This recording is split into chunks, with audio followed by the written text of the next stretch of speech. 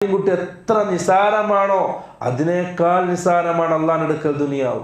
പല വിശ്വക്ക് ദുനിയാവിന്റെ പിറകെ പോകുന്നവർ, ദുനിയാവിന് വേണ്ടി ജീവിതം മാറ്റിവെച്ചവർ, ആരോഗ്യവും സമ്പത്തും സമയവും ദുനിയാവ് കെട്ടിപ്പടുത്താൻ വേണ്ടി ചിലവഴിച്ചവർ എന്ന് ആലോചിക്കാനാണ് ഈ ഹദീസ് ഉദ്ധരിച്ചത്.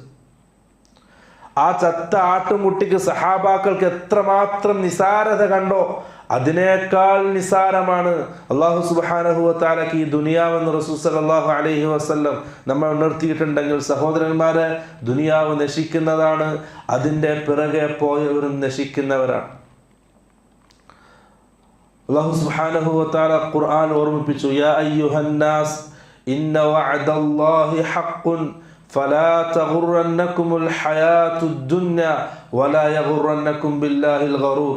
ആ ദുനിയാവിൻ്റെ സുഖങ്ങളിൽ അതിൻ്റെ പരിമളം ആസ്വദിച്ച് ആഖിറത്തെ മറന്ന് ജീവിക്കുന്നവർ